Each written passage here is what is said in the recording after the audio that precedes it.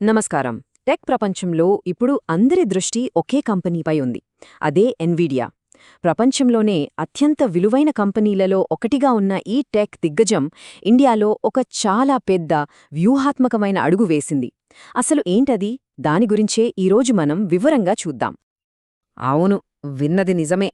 Artificial intelligence అంటే AI లో king అని చెప్పొచ్చు ఎన్విడియాని. అలాంటి కంపెనీ ఇప్పుడు తన ఫోకస్ అంతా పూర్తిగా ఇండియా మీద పెట్టింది. అయితే అసలు ప్రశ్నేంటంటే, ఇంత పెద్ద కంపెనీ ఇండియాలో దేనిమీద ఇంత పెద్ద పందెం కాస్తుంది? ఈ భారీ ప్లాన్ వెనక ఉన్న అసలు ఉద్దేశమేంటి? పదండి కొంచెం లోతుగా వెళ్ళి తెలుసుకుందాం. సరే, ముందుగా ఈ మొత్తం కథలో కీలకమైన ఒక పాయింట్ గురించి మాట్లాడుకుందాం. అదే ఈ కొత్త భాగస్వామ్యం. ఎన్విడియా ఒక కొత్త కూటమిలో చేరింది. దాని పేరే డీప్ టెక్ అలయన్స్. ఇంతకీ ఏంటిది? ఈ అలయన్స్ పేర్లోనే డీప్ టెక్ అనుంది కదా. ముందుగా ఆ మాటకి అర్థమేంటో చూద్దాం. చూడండి, ఇవి మనం రోజు వాడే యాప్స్ లాంటి సాధారణ టెక్నాలజీలు కావు. ఏఐ, సెమీకండక్టర్లు, బయోటెక్, రోబోటిక్స్ ఇలాంటివి అన్నమాట. అంటే సైన్స్లో, ఇంజనీరింగ్లో చాలా పెద్ద పెద్ద సవాళ్లను పరిష్కరించే శక్తి ఉన్న టెక్నాలజీలు. సో ఎన్విడియా చేరిన ఈ ఇండియా డీప్ టెక్ అలయన్స్, షార్ట్గా ఐడిటిఏ, సరిగ్గా ఇలాంటి రంగాలపైనే ఫోకస్ పెడుతోంది. అవేంటంటే ఆర్టిఫిషియల్ ఇంటెలిజెన్స్, సెమీకండక్టర్లు, అడ్వాన్స్డ్ కంప్యూటింగ్, రోబోటిక్స్, ఇంకా బయోటెక్నాలజీ. చూసారా, ఇవన్నీ కూడా ఫ్యూచర్ను డిసైడ్ చేసే టెక్నాలజీలే. ఇక్కడ మనం ఒక ముఖ్యమైన విషయం గమనించాలి. ఎన్విడియా ఈ అలయన్స్లో కేవలం డబ్బులు పెట్టడానికి రాలేదు. వాళ్ల పాత్ర అంతకంటే చాలా పెద్దది. వాళ్ళొక స్ట్రాటజిక్ టెక్నికల్ అడ్వైజర్గా ఉంటున్నారు. అంటే ఏఐ మరియు హార్డ్వేర్ టెక్నాలజీపై సలహాలివ్వడం, వాళ్ల డీప్ లెర్నింగ్ ఇన్స్టిట్యూట్ ద్వారా ట్రైనింగ్ ఇవ్వడం, రీసెర్చ్లో పాలు పంచుకోవడం, ఇలా తమ నాలెడ్జ్ని, ఎక్స్పీరియన్స్ని పంచుకోబోతున్నారన్నమాట. దీని గురించి Nvidia South Asia managing director Vishal Dhupar ఏమన్నారో చూడండి. ఇండియా డీప్ టెక్ ఎకోసిస్టమ్కి సపోర్ట్ ఇవ్వడమే మా లక్ష్యం. మా టెక్నికల్ నాలెడ్జ్ని, కంప్యూటింగ్ వనరుల్ని, అలాగే గ్లోబల్ బెస్ట్ ప్రాక్టీసెస్ని పంచుకుంటామని ఆయన అన్నారు. సో వాళ్ల మాటలోనే క్లియర్గా ఉంది, ఇది కేవలం బిజినెస్ డీల్ కాదు, ఇండియాలో ఒక టెక్ రెవల్యూషన్కి సపోర్ట్ ఇవ్వడం. అయితే ఈ ఎన్విడియా పార్ట్నర్షిప్ను మనం విడిగా చూడకూడదు. దీన్ని ఒక పెద్ద చిత్రంలో భాగంగా చూడాలి.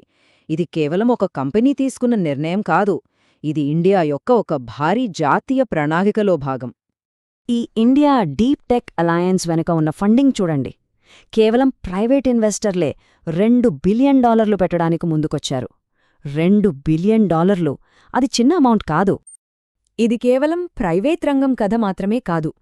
భారత ప్రభుత్వం కూడా రంగంలోకి దిగింది. వాళ్ల ఫ్లాగ్షిప్ ఏఐ మిషన్ కోసం ఏకంగా $1.1 బిలియన్ పైగా ఫండింగ్ కేటాయించింది. కానీ అసలు పెద్ద నంబర్ ఇక్కడుంది. గవర్నమెంట్ యొక్క రీసెర్చ్, డెవలప్మెంట్ అండ్ ఇన్నోవేషన్ అంటే R&D స్కీమ్ కింద మొత్తం $11.2 బిలియన్ కేటాయించారు. అంటే మన కరెన్సీలో దాదాపు $1 ట్రిలియన్. ఈ నంబర్ చూస్తేనే అర్థమవుతోంది ఈ మొత్తం ప్రయత్నం వెనుక ఎంత పెద్ద జాతీయ సంకల్పం ఉందో. సరే, ఇండియాలో ఇంత జరుగుతోంది కదా, మరి గ్లోబల్ లెవెల్లో దీనికున్న ప్రాముఖ్యత ఏంటి? చూడండి, ఇప్పుడు ప్రపంచమంతా ఒక ఏఐ రేస్లో ఉంది. ఈ రేస్లో ఇండియా ఒక కీలకమైన యుద్ధభూమిగా మారింది. ఎందుకంటే ఇక్కడ అపారమైన డేటా ఉంది, టాలెంటెడ్ టెక్ నిపుణులున్నారు, ఇంకా వేగంగా పెరుగుతున్న డిజిటల్ ఎకానమీ ఉంది.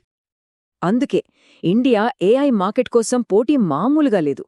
ఒకవైపు ఎన్విడియా టెక్నికల్ మెంటర్షిప్, ట్రైనింగ్తో వస్తోంది.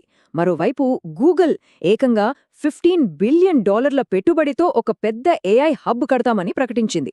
ఇక చాట్జీపీటీని తయారు చేసిన ఓపెన్ఏఐకైతే అమెరికా తర్వాత అతిపెద్ద యూజర్ బేస్ ఉన్నది ఇండియాలోనే. సో ప్రపంచ టెక్ దిగ్గజాలన్నీ ఇండియా వైపు చూస్తున్నాయి. సరే, ఇదంతా బాగుందే, కానీ నెక్స్ట్ ఏంటి? భవిష్యత్తులో ఏం జరగబోతోంది? ఈ పరిణామాలన్నీ ఇండియాను ఒక టెక్ సూపర్ పవర్గా మార్చబోతున్నాయా? దీనికి ఐడిటిఏ ఫౌండింగ్ మెంబర్ శ్రీరామ్ విశ్వనాథన్ మాటల్లోనే సమాధానముంది. మా లక్ష్యం ఇండియా జాతీయ ప్రాధాన్యతలను దృష్టిలో పెట్టుకుని మన స్టార్టప్లు గ్లోబల్ లెవెల్లో పోటీపడే కంపెనీలుగా ఎదగడానికి సహాయపడటమే అని ఆయన అన్నారు. అంటే వాళ్ల అల్టిమేట్ గోల్ చాలా క్లియర్, ఇండియా నుండి వరల్డ్ క్లాస్ టెక్ కంపెనీలను తయారు చేయడం.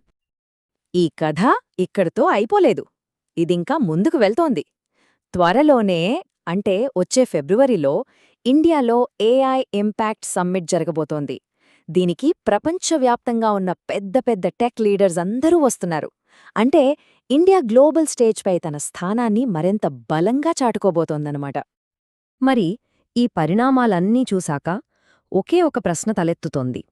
ఈ భారీ పెట్టుబడులు, ఈ గ్లోబల్ పార్ట్నర్షిప్స్, ఈ జాతీయ సంకల్పం ఇవన్నీ చూస్తుంటే ప్రపంచపు నెక్స్ట్ టెక్ సూపర్ పవర్ మన కళ్ల ముందే ఇక్కడే ఇండియాలోనే నిర్మించబడుతోందా? ఆలోచించాల్సిన విషయమే.